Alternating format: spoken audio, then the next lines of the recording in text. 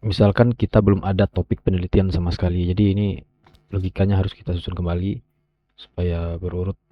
Pertama kita butuh di sini kan masalah. Nah, intinya kita butuh masalah dulu. Masalah tujuan, teori dan lain itu nanti. Masalah, masalah ini datang dari fenomena.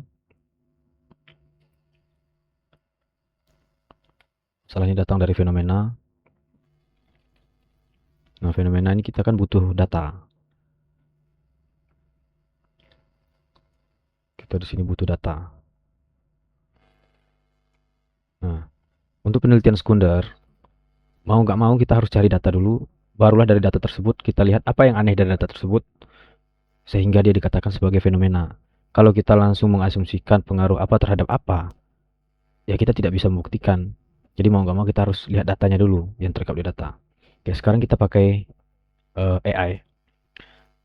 Di sini saya pakai Google Gemini, mau pakai ChatGPT juga nggak apa-apa, ataupun AI yang lain juga nggak apa-apa. Cuman mungkin bisa kita samakan aja pakai Gemini aja untuk cari datanya.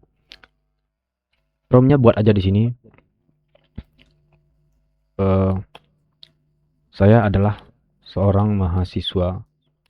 Buat program studinya misalnya Prodi Manajemen Keuangan Syariah. Kita tambahkan dan seorang peneliti pemula.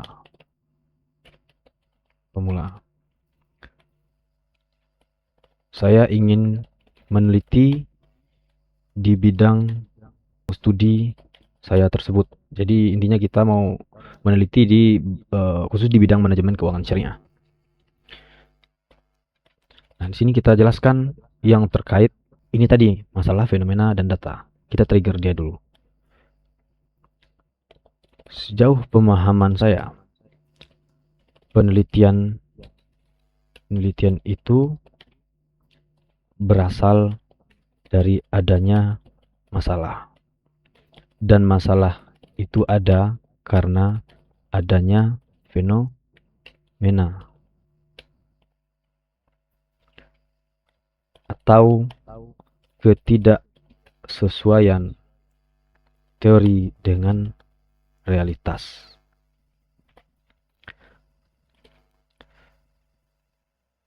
Tetapi fenomena tersebut kan harusnya didukung oleh data supaya menjadi fenomena yang valid. Nah, baru kemudian kita bilang saya butuh topik penelitian. Jangan langsung topik penelitian. Saya butuh fenomena penelitian yang berbasis data. Tetapi saya ingin melihat dulu datanya dan menganalisa data tersebut untuk melihat apakah ada fenomena atau tidak.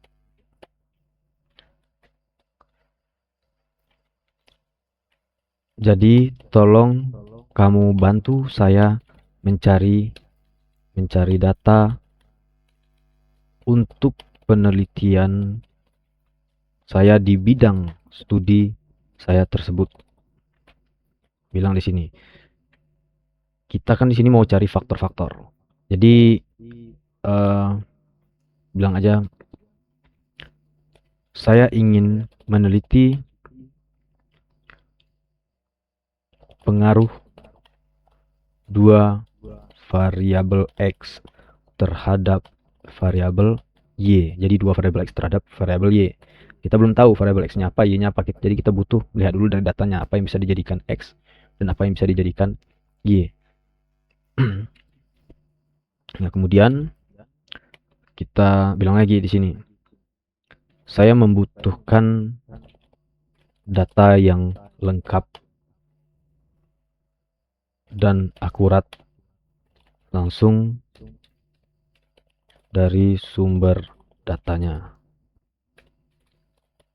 saya ingin menggunakan data sekunder.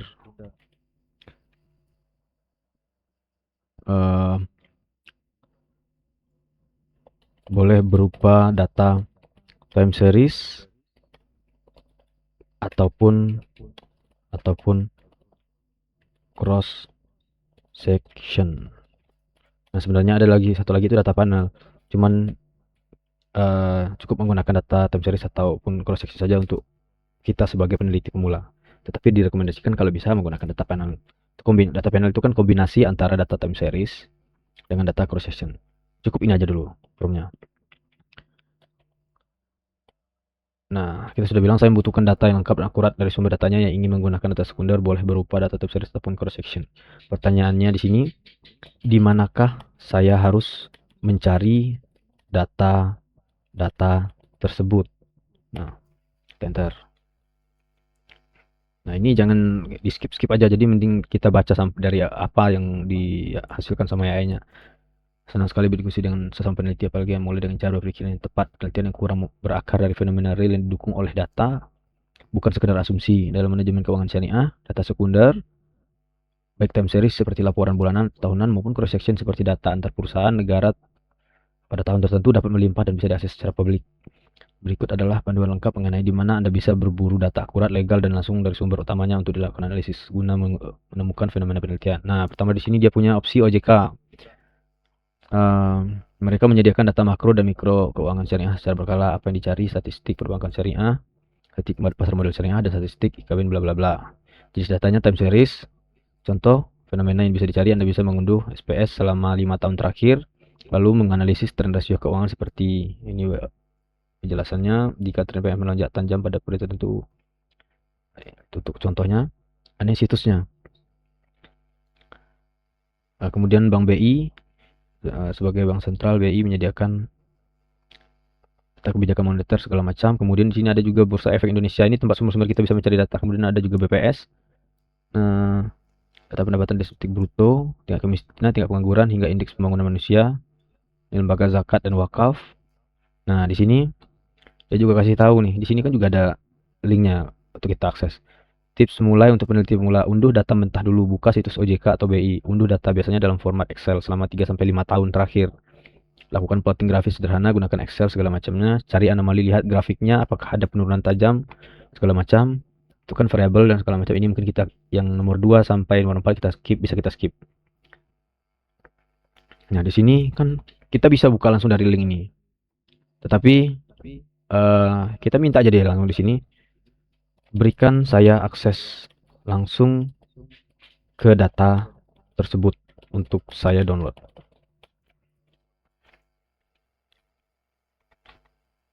Oke, dia bilang di sini, sebagai AI saya tidak bisa mengakses untuk mengunduh file secara langsung dari server lembaga tersebut lalu mengirimkan file mentah. Namun saya bisa memberikan link atau tautan langsung menuju. Oke, nggak masalah, dia kasih link di sini. Tautan langsung undahan data sekunder perbankan dan pasar modal syariah. Link statistik. Nah, dia punya di sini OJK, kita buka aja nih satu. Kemudian ini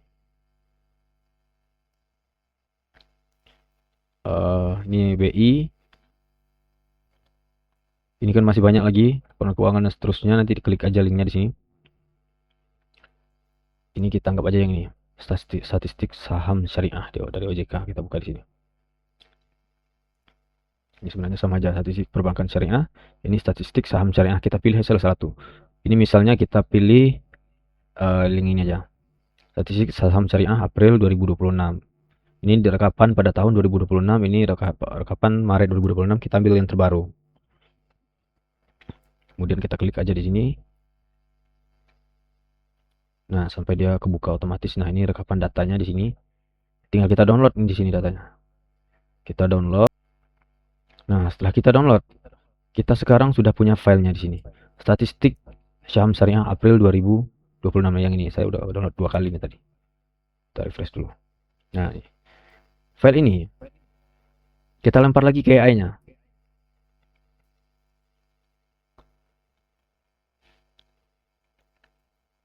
Kemudian buat promnya di sini, analisis secara mendalam dan kritis dari file yang saya lampirkan tersebut. Berikan saya rekomendasi, jangan berikan rekomendasi dulu. Temukan adanya fenomena ataupun tidak adanya fenomena pada data tersebut. Atau mau disederhanakan bahasanya juga terserah, intinya bahasanya itu sama.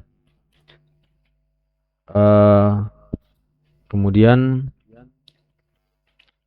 berikan saya rekomendasi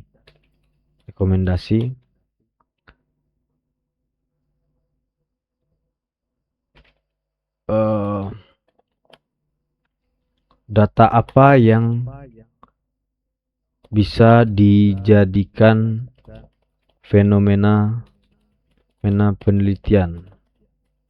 Dengan target saya adalah untuk meneliti pengaruh dua variabel X terhadap variabel Y. Nah, nanti di sini harusnya dia analisa dan dia yang bantu kita menyimpulkan dari data tersebut. Coba. Berdasarkan data resmi statistik pasar modal syariah 2006 dari OJK yang Anda lampirkan, saya telah melakukan analisis secara mendalam dan kritis. Sebagai peneliti, saya melihat ada fenomena real anomali yang sangat menarik pada data tersebut dan sangat layak untuk diangkat jadi skripsi atau penelitian Anda. Berikut adalah hasil analisis bla bla bla. Oke. Yang pertama, analisis kritis dan temuan fenomena data. Jika kita melihat data kapitalis pasar indeks saham syariah halaman 1, terjadi sebuah tren yang tidak biasa atau anomali pada periode akhir tahun 2025 menuju awal tahun 2026. Nah, mari kita lihat, perhatikan pergerakan kapitalisasi pasar berikut. Ini dia sudah rangkum ini. Desember ini Jakarta Islam Index pada tahun 2025 datanya ini. Coba kita pastikan dulu dengan valuasinya apakah ada kesalahan atau tidak. Di sini Desember 2025 JII.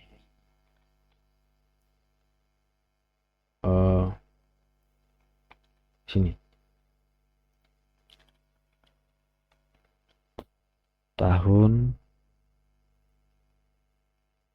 ya 2025, ini berarti ini yang akhir. JII Jakarta Islamic Index JII. Ini 4178974220. 4178974220 sama. Kemudian intinya ini kita lihat satu-satu apakah sudah sesuai atau belum. Nah, kita lihat keterangannya. Di mana letak fenomenanya? Anomali kenaikan jumlah emiten versus penurunan nilai pasar. Jika kita melihat data halaman 2. Nah, data halaman 2 berarti data yang ini jumlah saham syariah dalam daftar efek syariah terus meningkat secara konsisten hingga mencapai 689 saham di akhir 2025. 689 saham. Nah, ini terus meningkat. Coba kita lihat emang benar-benar terus meningkat apa enggak. Ini dia warna ungu. Kalau dari grafiknya kan benar-benar ini naik terus nih. Nah, terus kenapa? Secara logika ekonomi, bertambahnya jumlah emiten syariah seharusnya memperbesar atau minimal menstabilkan ukuran kapitalis pasar modal syariah. Nah, namun yang terjadi justru sebaliknya, jumlah saham syariah meningkat, tetapi nilai kapitalisnya anjlok drastis sekitar 20% hanya dalam waktu 4 bulan, Januari sampai April 2026. Kemudian guncangan di kuartal 1 2026, terjadi penurunan yang sangat masif dan mendadak pada bulan Maret 2026 di seluruh indeks syariah. Ini menunjukkan adanya faktor makroekonomi atau sentimen pasar luas biasa yang menekan bla bla bla bla bla. Nah, rekomendasi model penelitian 2 variabel X terhadap Y. Berdasarkan fenomena anjlok kapitalisasi pasar tersebut, Anda bisa menjadikan sebagai variabel X sebagai variabel Y. Jadi di sini dia memberikan rekomendasi berikut adalah 2 rekomendasi judul dan variabel yang bisa Anda gunakan. Alternatif 1, pendekatan makroekonomi dan kebijakan. Penelitiannya bertujuan menguji apakah penurunan kapitalis pasar syariah di awal 2000 disebabkan oleh faktor ekonomi makro. Ini Y-nya kapitalisasi pasar indeks saham syariah. Nah, jadi data ini tadi ini kan kapitalisasi pasar indeks saham syariah. Nah, jadi bisa di sini dilihat ini indeks saham syariah Indonesia. Kemudian nilai tukar atau kurs rupiah, faktor eksternal. Jadi faktor eksternal berarti tidak ada di dalam data ini, tapi nanti kita tanyakan lebih lanjut. Variabel X2, tingkat inflasi atau BI rate, faktor kebijakan moneter. Rencana judul, pengaruh fluktuasi nilai tukar dan tingkat inflasi terhadap kapitalis pasar indeks syariah saham syariah isi periode 2021 sampai 2026. Kelebihan data X1 dan X2 sangat mudah dicari di situs Bank Indonesia. Nah, karena kan kita ini tadi carinya di OJK, bukan di BI, berarti kita harus cari data tambahan untuk X1 dan X2. Sekarang data yang ada adalah untuk yang Y, baru ada. Untuk dicocokkan bulanan. Alternatif 2, pendekatan mikro karakteristik pasar. Nah, ini opsi keduanya, kita bisa meneliti kinerja pasar kapitalis pasar syariah. Kemudian X2-nya ini. Langkah selanjutnya untuk Anda sebagai peneliti pemula, amankan data Y, salin data kapitalis pasar bulanan 2025-2026. Ini salin data kapitalisasi pasar bulanan. Nah, ini kan datanya banyak. Ini kan judulnya juga kapitalisasi pasar. Di sini salin data kapitalisasi pasar bulanan.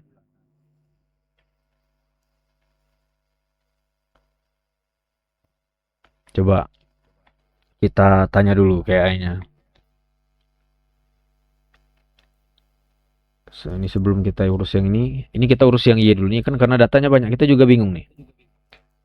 Kapitalis pasar indeks saham syariah, ini harus menggunakan data yang mana? Kita bilang aja. Itu kan di data yang terlampir ada banyak jenis data. Data kapitalisasi pasar. Kapitalisasi pasar. Data mana yang harus saya rekap ataupun amankan dari data yang ada tersebut? Bilang aja di sini, saya bingung.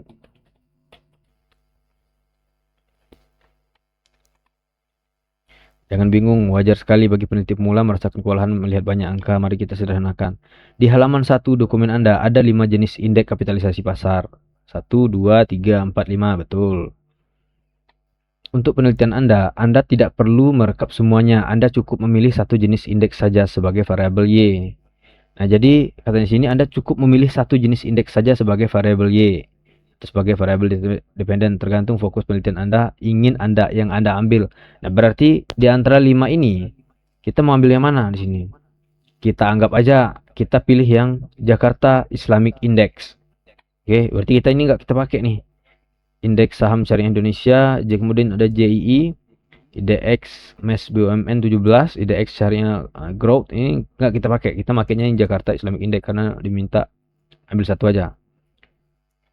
Berikut adalah panduan untuk memilih data mana yang harus Anda rekap. Nah, rekomendasi pilihan data, pilih salah satu. Rekap data indeks saham syariah atau isi. Dia menyarankan isi. Kenapa pilih isi? Isi adalah indikator yang mencakup seluruh saham syariah yang tercatat di Bursa Efek Indonesia. Data ini mencerminkan gambaran pasar modal syariah secara keseluruhan atau makro Indonesia. Cara merekapnya, ambil kolom ketiga indeks saham syariah Indonesia, mulailah merekap dari data tahun 2011 sampai 2025. Lalu lanjutkan dengan data bulan Januari, Februari, Maret, April 2026. Jadi itu kita rekap, nanti datanya itu bisa kita pindahkan ke Excel, atau juga bisa minta dia untuk membantu merekapnya di sini nanti. Pilihan B, rekap data Jakarta JII. Berarti kemudian yang JII ini apa keterangannya di sini? Kenapa pilih ini? JII hanya berisi 30 saham syariah yang paling liquid dan berkapitalisasi besar atau blue chip syariah. Jika Anda ingin meneliti bagaimana saham-saham raksasa syariah merespon kondisi ekonomi, pilih ini. Cara merekapnya, ambil kolom kedua. Dan sama seperti sebelumnya. Kemudian catatan penting, abaikan saja kolom yang nggak kita pakai, ini nggak kita pakai. Ketiga indeks itu terlalu spesifik dan datanya baru tersedia di tahun-tahun akhir.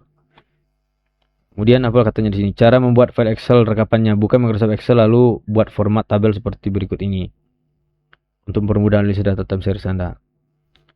Tahun, nah jadi bisa kita tiru yang kayak gini. Tahun atau bulan, kapitalisasi pasar atau isi, dan seterusnya. Catatan, jika Anda ingin analisis yang lebih tajam pada fenomena penurunan di awal 2026, Anda bisa mencari data bulanan isi sepanjang 2024 dan 2025 di situs OJK agar datanya seragam bentuk bulanan. Jika Anda ingin analisis yang lebih tajam pada fenomena penurunan di awal 2025, Anda bisa mencari data bulanan isi sepanjang 2024 dan 2025 di situs OJK agar seragam bentuk bulanan. Nah, jadi kita ini kan datanya ini tahunan 2021, 2022 sampai seterusnya ini kan datanya tahunan ini. Tahunan 2021, 2022 sampai seterusnya. Tetapi 2026 kan ini masih bulanan, Januari, Februari segala macam nih. Nah, ini masih berdalam bentuk bulanan. Jadi yang dikatakan tidak seragam, ini satuannya tahunan, ini satuannya bulanan. Jadi ya udah, kita nggak usah pakai yang 2026. Kita pakai aja yang tahun-tahun sebelum itu, yang datanya ada terekap secara tahunan. Nah, kemudian di sini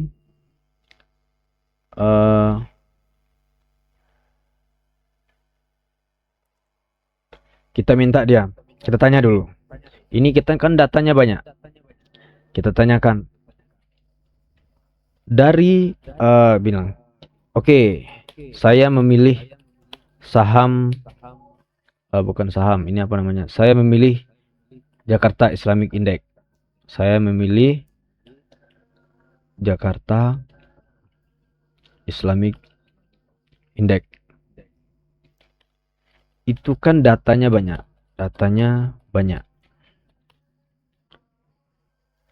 Saya tidak ingin memasukkan data tahun 2026 karena masih berbentuk bulanan. Nah, dari semua data tersebut, ini tahun berapa nih? Yang tersedia ini dari 2021 sampai 2025. Kita buat di sini dari 2021 sampai 2025. 2001 dari 2001 jadi sampai 2025. Apakah harus saya pakai semua atau cukup beberapa periode saja untuk menjelaskan fenomena penelitian saya?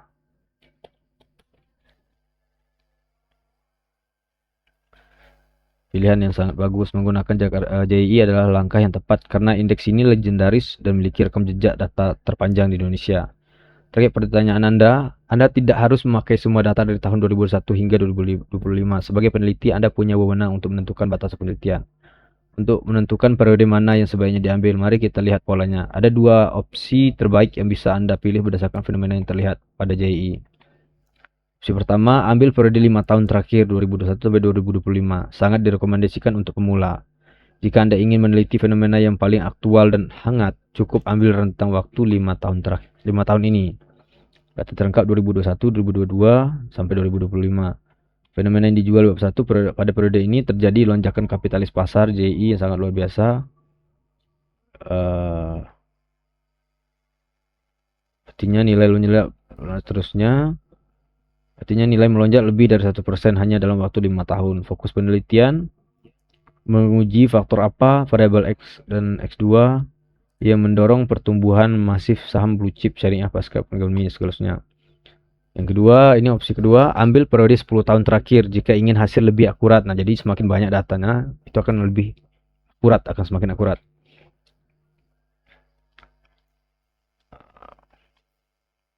Mengapa tahun 2001 sampai 2010 sebaiknya diabaikan? Pada tahun 2001 hingga 2010 pasar modal syariah Indonesia masih dalam tahap merangkak, sehingga nilai kapitalisasinya masih sangat kecil, bla bla bla. Jika ingin masukin ini, dia juga dikasih penjelasan. Kemudian kesimpulan saran, cukup rentang waktu 2021 sampai 2025, 5 tahun jika pengerjaan yang lebih simpel dan cepat, atau 2026 sampai 2005, 10 tahun jika dosen bimbing Anda minta data yang lebih panjang agar uji statistiknya lebih valid. Ini kita ambil 5 tahun terakhir aja. Atau kita ambil 10 tahun aja, 10 tahun terakhir aja. Saya memilih 10 tahun terakhir saja. Oke. Tolong bantu saya merekap data tersebut dalam bentuk tabel ataupun tabel aja supaya gampang. Nah, jadi dia sudah bantu kita merekap. Ini nanti perlu dicek lagi ya. Misalnya contoh ini 2026 2035189 2000 berapa tadi? 2016 ini 203518992 sudah sesuai. Intinya kita cek dulu semuanya apa ada yang sesuai atau enggak. Nah, ini dia muncul opsi di sini, ekspor ke spreadsheet. Nah, kita ekspor ke spreadsheet.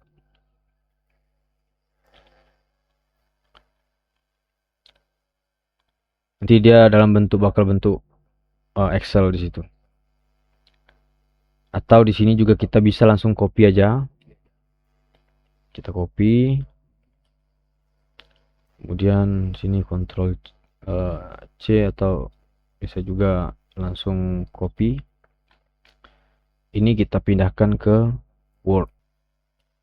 Nah, kita paste aja di sini. Oke, kita sudah punya data 10 tahun terakhir ini.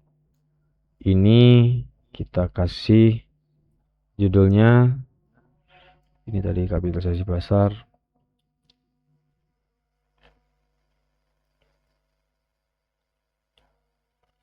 Oke, itu aja dulu. Ini untuk variabel Y. Kita berada variabel Y.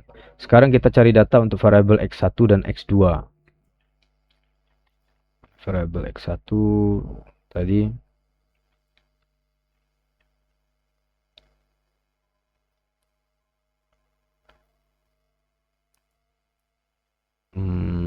sarannya tadi.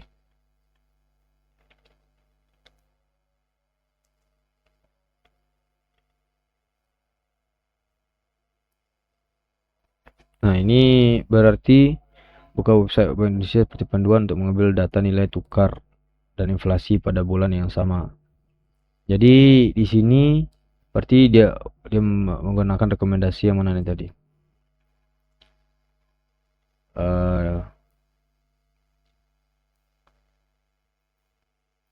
Ya, berarti yang alternatif yang pertama nih tadi. Kita sini butuh lagi yang untuk data untuk variabel X1 dan X2, nilai tukar rupiah dan kurs rupiah. Di sini katanya kan ambil DBI. Tadi kita tulis aja sama kita buat formnya. Kita oke kan dulu. Kita keep untuk yang sebelumnya. Oke. Sekarang saya butuh untuk data X1 dan X2. Berikan saya link akses ke data tersebut. Kita bilang aja, dan bagaimana cara mengambil datanya.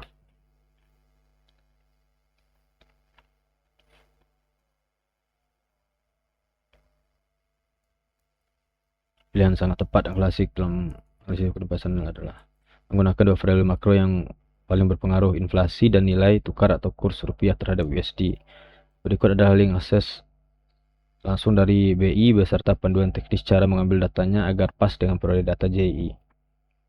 Data inflasi. Nah, kita pertama butuh data inflasi di sini, link aksesnya di sini. Kita buka dulu. Ini udah selesai tadi. Cara mengambil datanya, klik link di atas, Anda akan langsung melihat tabel interaktif ringkasan inflasi tahunan berjalan. Ini masih jalan dulu nih. Kemudian untuk mengambil data histori 10 tahun terakhir 2016 sampai 2025, geser layar ke bawah hingga menemukan tombol atau pilihan data histori inflasi atau unduh Excel. Kita tunggu di sini.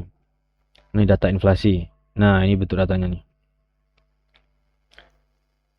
Untuk mengambil data histori 10 tahun terakhir 2016 sampai 2025, geser layar ke bawah hingga menemukan tombol atau pilihan data histori inflasi. Karena data Anda tahunan, ambil angka inflasi pada bulan Desember di tiap tahunnya. Jadi karena data kita tahunan, ambil yang Desember katanya di sini. Disebut inflasi years atau akhir tahun. Misalnya data inflasi Desember 2025 tercatat sebesar 2,92. Oke. Seperti di sini dari harus ada opsinya nih. Nah, kita klik di sini.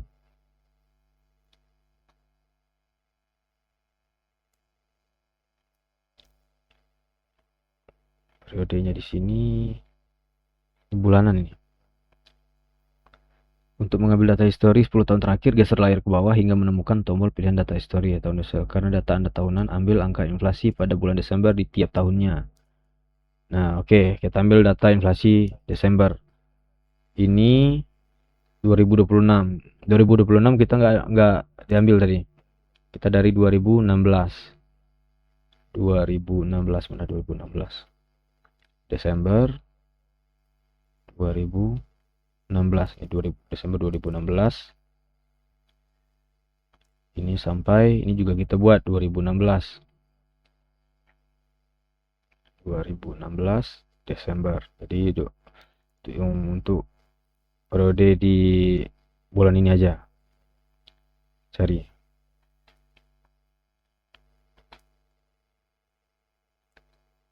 Tidak tersedia. Oke. Kita clear. Juga kita clear. Kita lihat ini data yang tersedia dari tahun berapa sampai tahun berapa. Kita cari data yang tersedia, kita sesuaikan dengan data kita tadi yang udah ada. Ini kan 10 tahun terakhir dari 2016 sampai 2025. Kalau memang 2016 ini nggak ada, ya berarti data ini juga nggak usah kita pakai. Sebenarnya kan tadi katanya data 5 tahun terakhir pun sebenarnya sudah memenuhi. Nah, tapi kita cek kalau bisa sebanyak mungkin data kita. Karena 2016 nggak ada di sini, 2025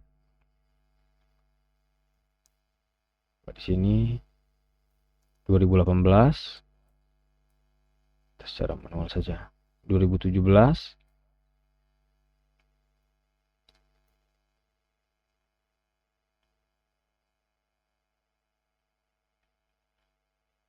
2009 sudah jauh nih.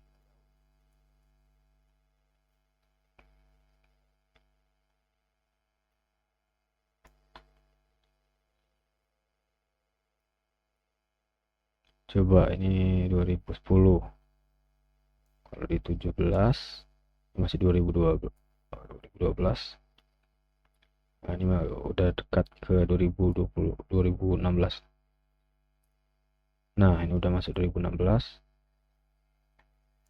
Nah, kita ambil di sini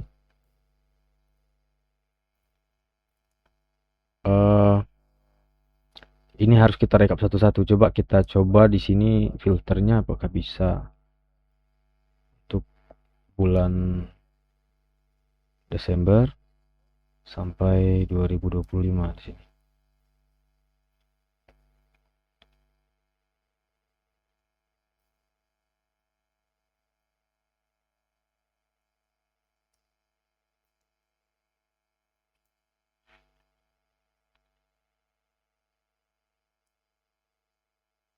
Jadi filter ini kadang website memang kayak gini, perlu maintenance. Jadi dia nggak bisa pakai filter ini.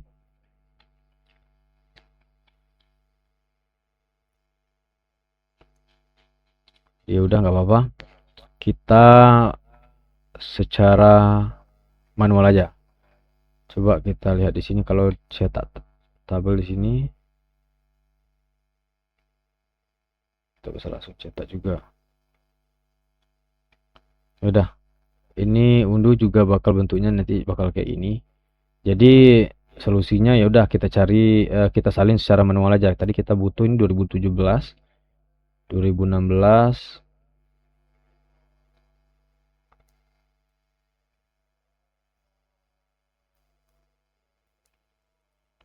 ini 2016 Desember 3,02%. Mana Word kita tadi? Nih kita tambah kolom baru ini, tabelnya kita desain tabelnya kita rubah seperti ini.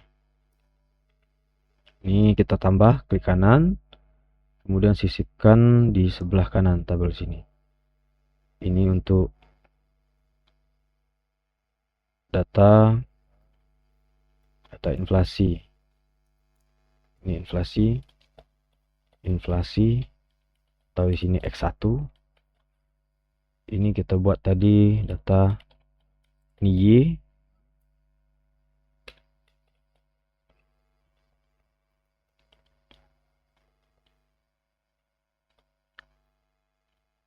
Ini X1 kita tadi. Ini nanti sebelah kanan kita tambah lagi satu lagi. Sisipkan kolom di sebelah kanan. Nah, ini untuk yang satu lagi nanti. Kurs.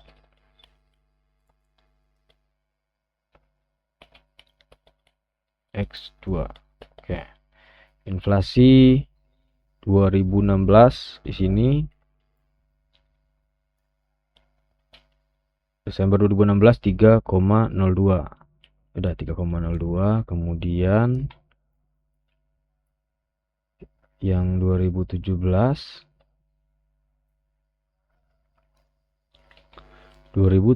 Desember si loading dia.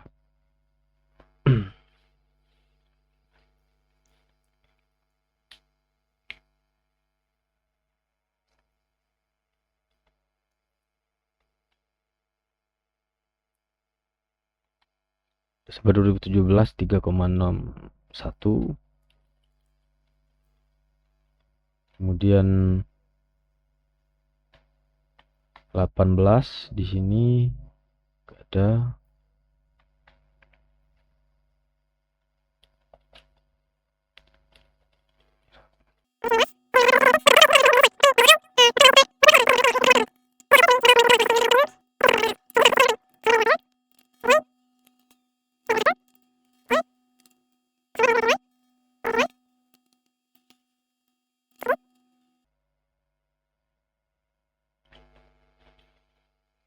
jadi website seperti ini memang agak rada berat karena ya datanya banyak, butuh proses loading tuh yang agak lama. Desember 2023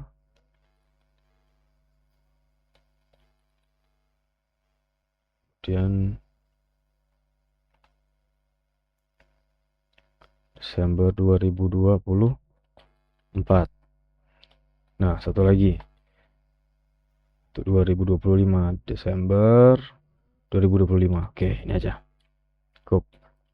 Nah, ini data X1 kita sudah, kemudian data X2 lagi.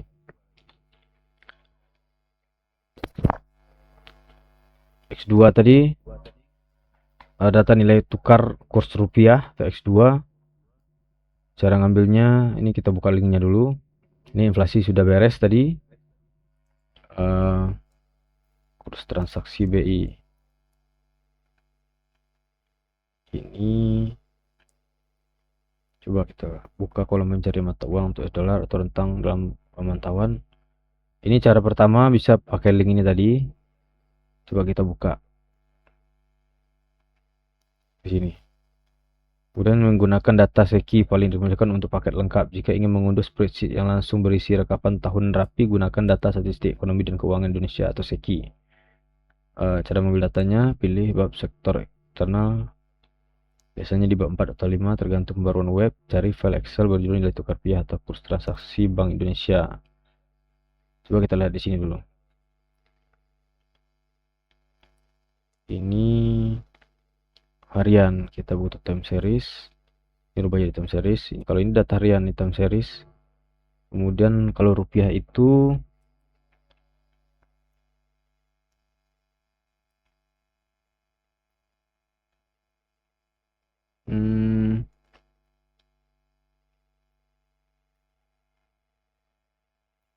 di sini tadi dia minta pada kolom pencarian mata uang pilih USD, berarti kita pakai rupiah terhadap dolar. Mana USD nih, USD. Kemudian dari 2000 bisa nggak pakai filter ini, 2016 Desember,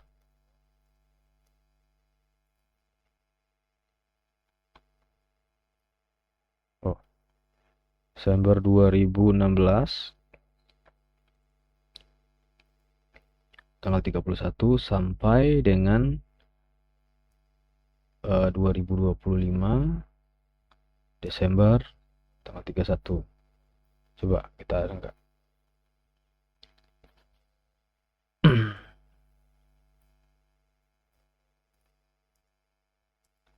Nih kurs jual 13 Desember 2025, ini tanggal 30. Lengkap ini. Tapi ini tahun 2025, Juli 2025, Mei 2025. Kita butuhnya cuman bulan Desember aja. Kita lihat, kita ikuti nih panduannya tadi. Dan rentang, karena Anda membutuhkan data tahunan, Anda bisa mencari kurs pada hari kerja terakhir di bulan Desember untuk masing-masing tahun. Berarti tanggal 31 Desember di akhir tahunnya. Misalnya melihat kurs tanggal 30 Desember 2025. Jadi Anda bisa mencari kurs pada hari kerja terakhir di bulan Desember untuk masing-masing tahun. Hari kerja terakhir.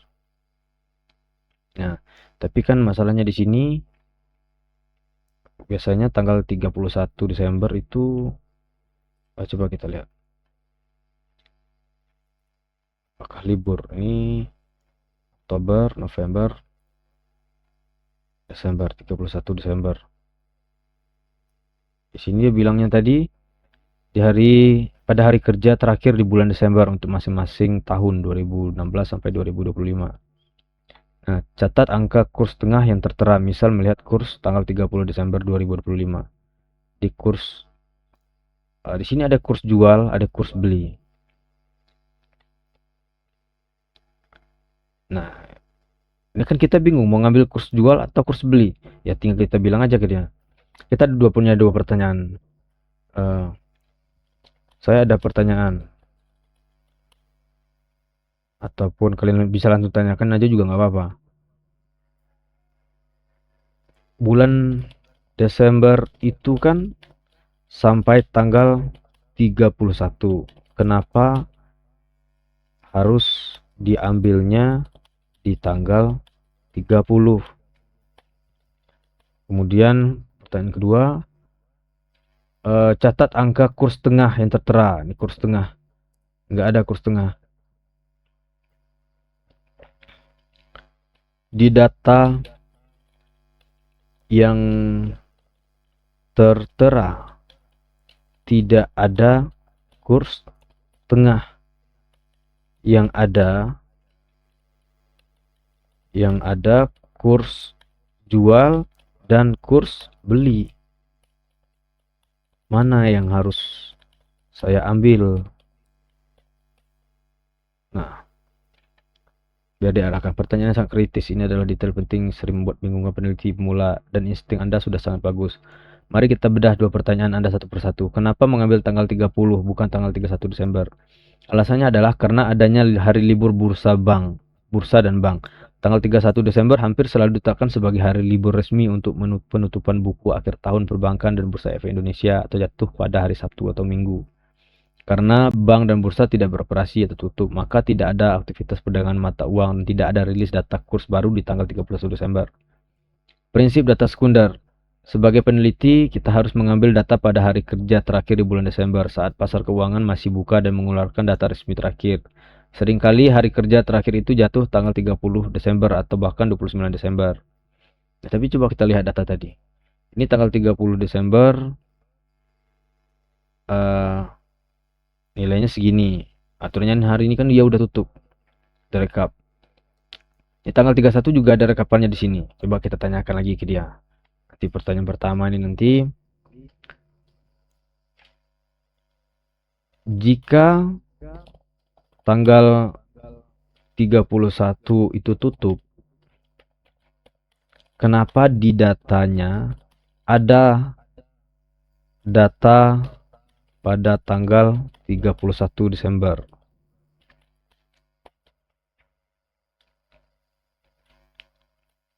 Ini kita tahan dulu, pertanyaan pertama, shift enter dulu. Kemudian yang kedua katanya tidak ada kurs tengah, yang ada kurs jual dan kurs beli. Mana yang diambil? Jika di halaman Bank Indonesia yang Anda buka hanya tabel kurs jual dan kurs beli, maka Anda harus menghitung sendiri nilai kurs tengahnya. Dalam penelitian keuangan kita hampir selalu menggunakan kurs tengah karena nilai dianggap sebagai representasi nilai wajar dan nilai tukar pada hari itu tanpa ada bias dari keuntungan komersial bank, margin jual atau beli. Cara menghitungnya sangat mudah menggunakan rumus berikut. Jadi kita untuk menghitung kurs tengahnya pakai ini. Kurs jual ditambah kurs beli dibagi 2. Jadi kita atau kita ambil rata-ratanya dari dua data ini. Ini kita ada kurs jual, kurs beli. Ini kita ambil rata-ratanya. Ini kita tambahkan, kemudian kita bagi 2. Oke, contoh cara menghitungnya di Excel. Ini dikasih contoh nih, kurs jual 15.600, kurs belinya 15.400. Nah, maka nanti kita bagi aja, dapatlah hasilnya nanti. Kalau misalnya ini nggak ada, tanyakan aja cara ngitungnya gimana, nanti dia bakal kasih tahu. Maka di kolom Excel segala macam langkah praktis Anda di Excel sekarang. Ini sudah kita tadi, ini juga sudah, tinggal yang ini. Apakah penjelasan mengenai libur bursa rumus kurs tengah ini sudah cukup jelas untuk Anda mengisi tabel Excelnya? Ini kita pertanyakan dulu tadi terkait tanggal 31. Kenapa datanya ada? Pertanyaan sangat kritis luar biasa. Hal ini memang seringkali membingungkan karena sekilas terlihat kontradiktif. Alasan mengapa di situs resmi Bank Indonesia atau lembaga keuangan lainnya tetap tertulis pada tanggal 31 Desember adalah karena adanya sistem kurs tetap hari libur menggunakan data hari kerja terakhir sebelumnya. Berikut adalah penjelasan detail terkait muncul tanggal 31. Sistem carryover membawa data sebelumnya. Secara sistem akuntansi dan pelaporan, tanggal 31 Desember adalah batas akhir penutupan buku tahunan. Oleh karena itu, sistem di Bank Indonesia harus mengeluarkan angka resmi untuk tanggal tersebut agar laporan keuangan seluruh Bank Indonesia sinkron saat tutup buku. Karena tanggal 31 Desember pasar libur dan tidak ada transaksi baru, BI akan mengambil data di hari kerja terakhir sebelumnya, misal tanggal 30 atau 29 Desember lalu memasukkan kembali ke tanggal 31. Nilai kursnya akan sama persis dengan hari kerja tersebut. Tapi kita lihat di sini, ini coba kita screenshot.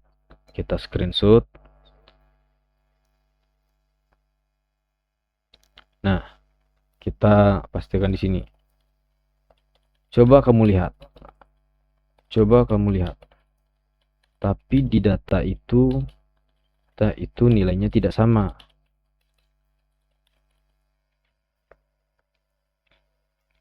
Antara tanggal 30 dan 31. Jadi hal kecil seperti ini kita tanyakan aja. Itu namanya kita penelitian, kita harus punya alasan yang logis, kita punya alasan yang kuat. Jadi ketika skripsi kita ditanyakan hal kayak gini, kita sudah tahu jawabannya apa. Wah, jeli sekali. Ini pertemuan sangat bagus dan sinilah letak serunya menjadi seorang peneliti. Anda berhasil mengidentifikasi detail kecil yang tidak sinkron secara visual. Terima kasih. Mengapa nilainya tidak sama? Pada kasus akhir 2025 ini, tanggal 31 Desember 2025 jatuh pada hari Rabu, hari kerja.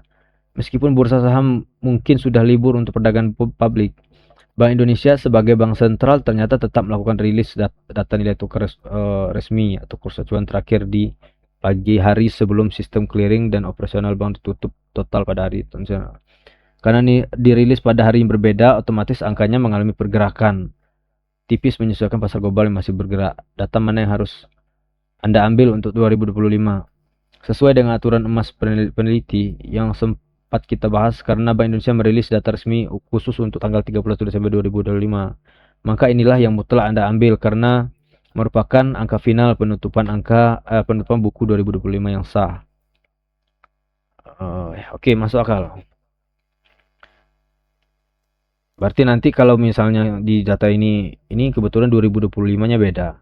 Kalau misalnya di 2024 harusnya kalau misalnya memang dia sudah tutup di awal, datanya akan sama dengan tanggal 30. Coba kita cek 2024.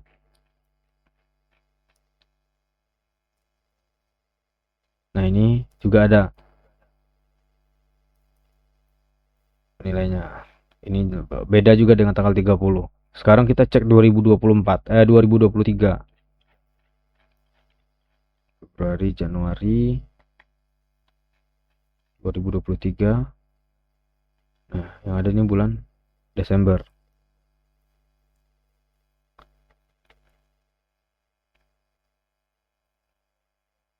Nah, berarti ini tanggal 29 update terakhir. Berarti kita datanya di sini. Berarti saya tetap ambil data update terakhir dari tanggal yang tersedia di data tersebut ya.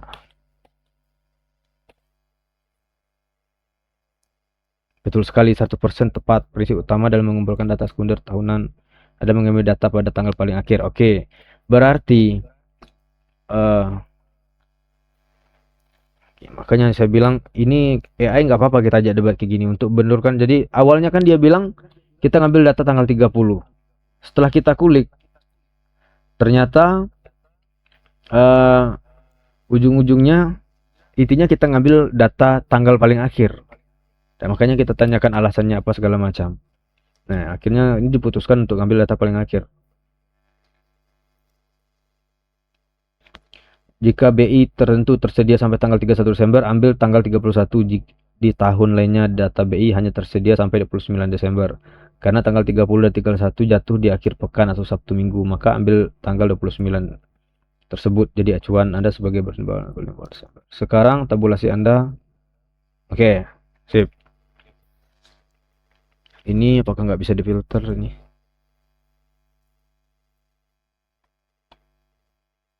Ini bisa kita unduh aja datanya. Kalau mau copy paste satu-satu juga nggak apa-apa. Ini bisa diunduh. Nah, di datanya di Excel. Kurs jual dan kurs beli. Ini 2025 tanggal 31 segala macam. Nah, ini kita filter dulu nih. Kita filter.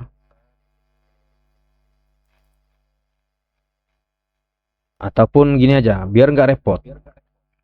Ini datanya, ini kurs transaksi USD.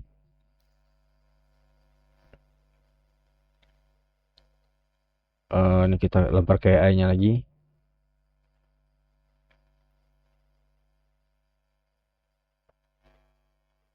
Ini datanya sudah saya download dari tahun 2026. Dari tahun 2016 sampai 2025. Tolong bantu saya merekap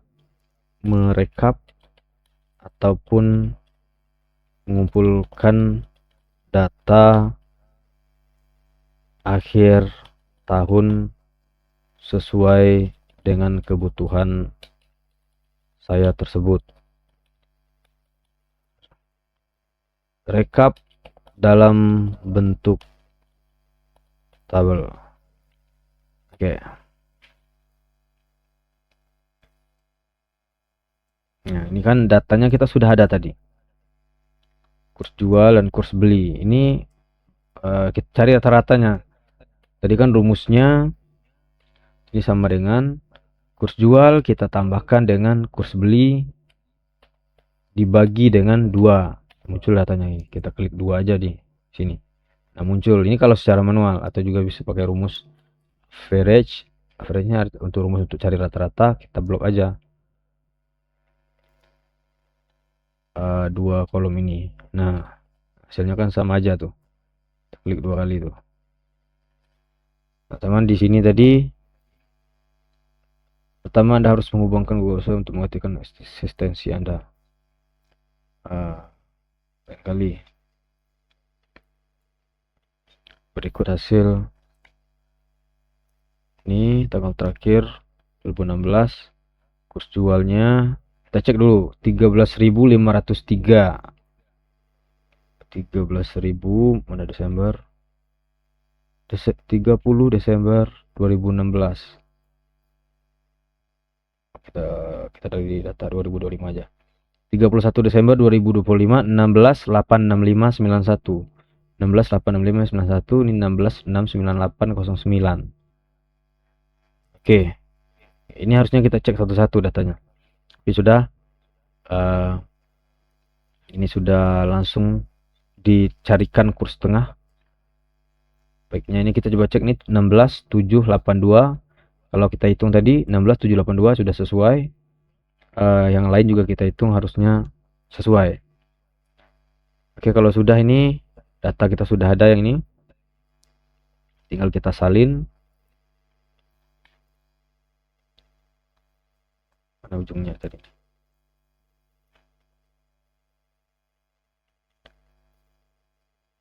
Tabel rekapitulasi data akhir kurs SD ini sampai di sini.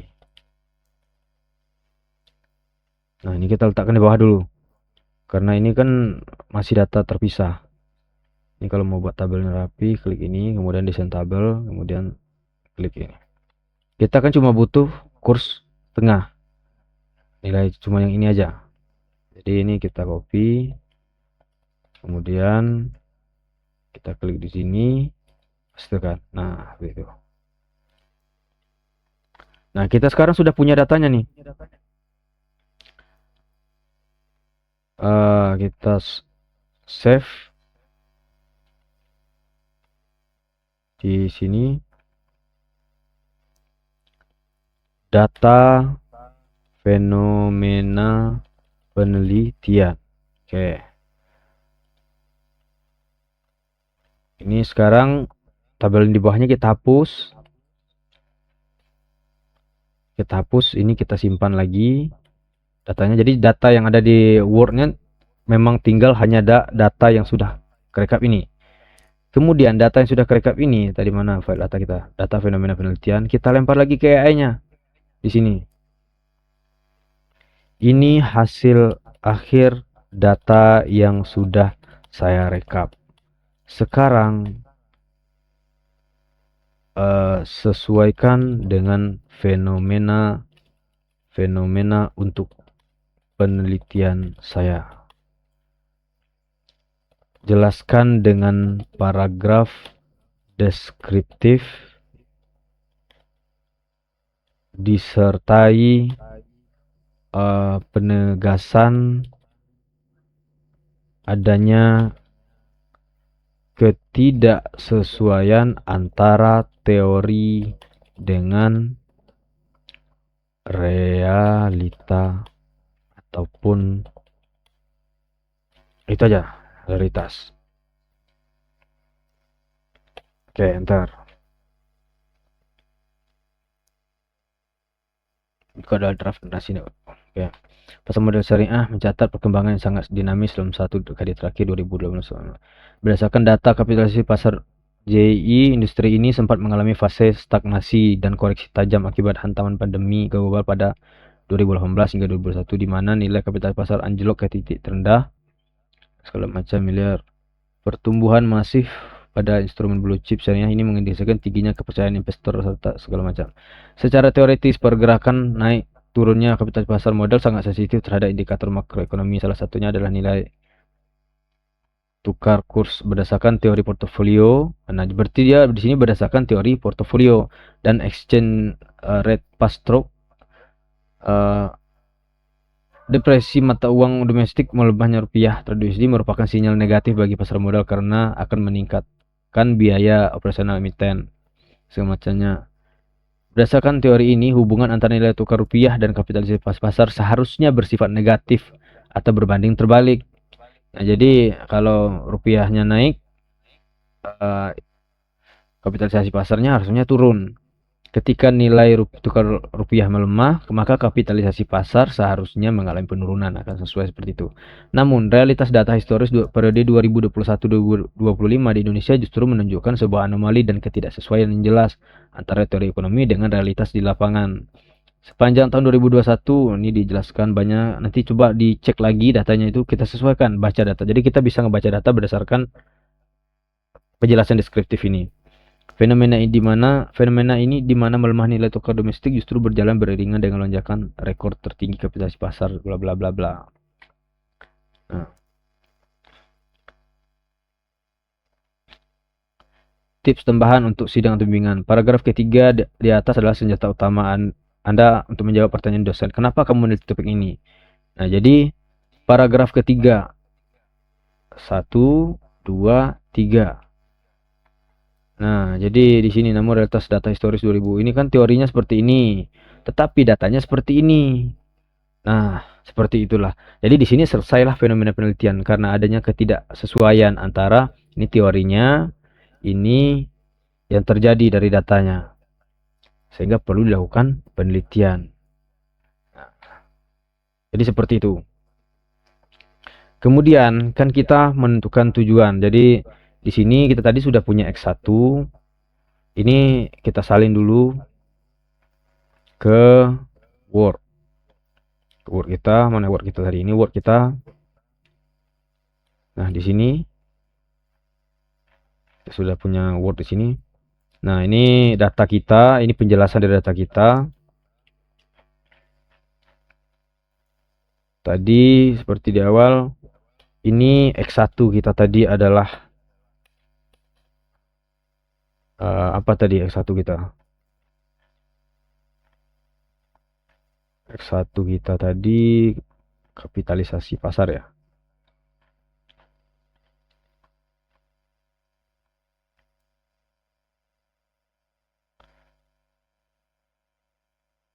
Nah, ini kapitalisasi pasar saham syariah.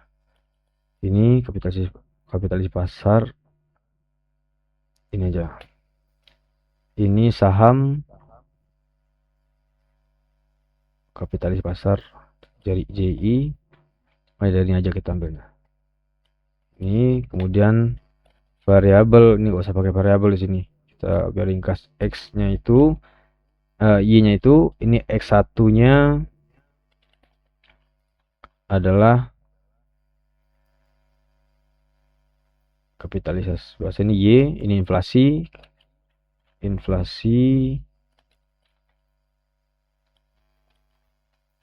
kemudian ini kurs rupiah.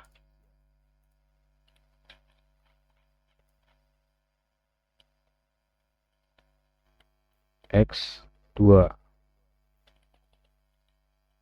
Nah, sudah benar-benar. Jadi kita di sini kan mau mengecek nanti bagaimana pengaruh ini coba saya gambarkan.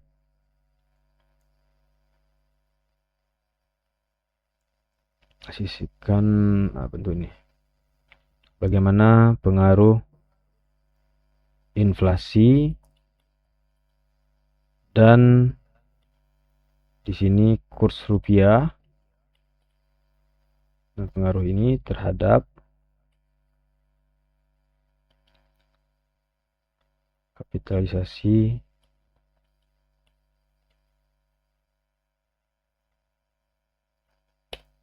itu atau panahnya nanti kita buat bagaimana pengaruh inflasi ke kapitalisasi pasar, kemudian bagaimana pengaruh kurs rupiah terhadap kapitalisasi pasar Jakarta Islamic Index. Nah, jadi kita sini punya tujuan penelitian. Pertama, tujuan penelitian kita itu untuk menganalisis pengaruh inflasi terhadap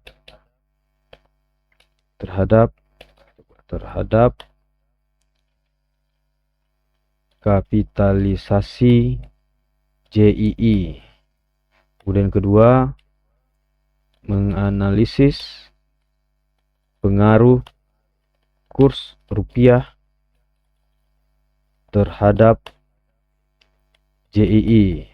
Yang ketiga, menganalisis pengaruh inflasi dan kurs rupiah terhadap terhadap kapitalisasi JII. Nah, selesailah tujuan penelitian. Sekarang kita cek pakai ini, PI. Oke. Sekarang bantu saya menentukan dan menuliskan merangkum variabel yang akan digunakan yang terdiri dari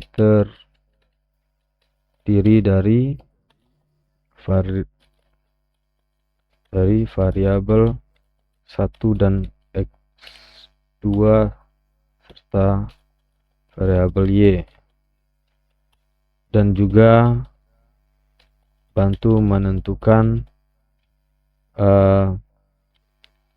tujuan dari penelitian saya. Kita cek kalau misalnya dia tujuan penelitiannya nggak sama, nanti kita persempit sama kayak punya kita tadi.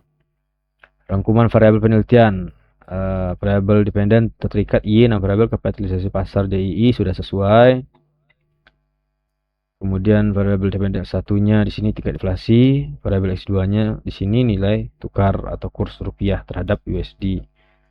Nah, kita perbaiki punya kita tadi. Tingkat inflasi. Ini tingkat inflasi, ini kurs rupiah terhadap USD. Tingkat inflasi, kurs rupiah terhadap USD. Tingkat inflasi dan kurs rupiah.